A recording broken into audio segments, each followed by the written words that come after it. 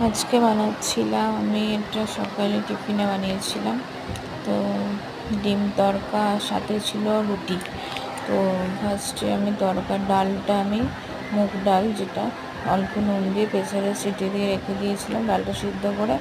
আর এদিকে আমি পেঁয়াজ কুচি, টমেটো কুচি, লঙ্কা কুচি, আদা রসুন সমস্ত ছোটো ছোটো করে কুচি করে নিয়েছি।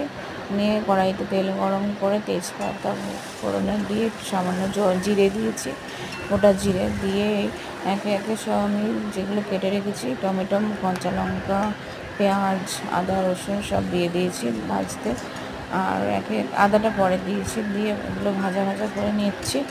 নেওয়ার পরে আমি মশলা করে রেখেছি কিছুটা শুকনো লঙ্কা গুঁড়ো, জিরে গুঁড়ো, আর দিয়েছি একটু চিনি, লবণ পরিমাণ মতো, আর দিয়েছি হলুদ, দিয়ে একটু জলে গুলিয়ে রেখেছি। একটু ভাজা হয়ে যাওয়ার পরে আর ডিমটা আমি আলাদা আগে ভেজে রেখে দিয়েছিলাম, একটু দিয়ে মশলার জলটা আমি ঢেলে দিয়েছি। এটা এখনও ভাজা ভাজা করছে, দিয়ে আবার ডিমটা দিয়ে দেবো। আর আদাটাও তার আগে আমি মশলাটা দেওয়ার আগে দিয়ে দিয়েছিলাম।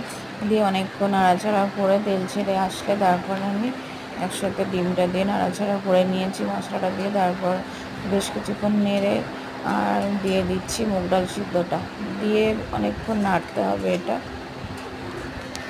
বেশ কিছুক্ষণ নাড়াচাড়া করার পরে তারপর ওপর থেকে আমি কাসুরি মেথিটা ছড়িয়ে দেবো। আর এক্সট্রা কোনো জল আমি অ্যাড করবো না, নুন মিষ্টিটা দেখে নেবো। দিয়ে তারপরে বেশ একটুখানি লবণ আর চিনি দিয়েছিলাম আমি পরে। আর ওপর থেকে কাসুরি মেথিটা ছড়িয়ে দিচ্ছে, এটা বাড়িতে আমার ছিল রাখা, এটা কেনা। আর একটু বাটার দিয়ে দিচ্ছি।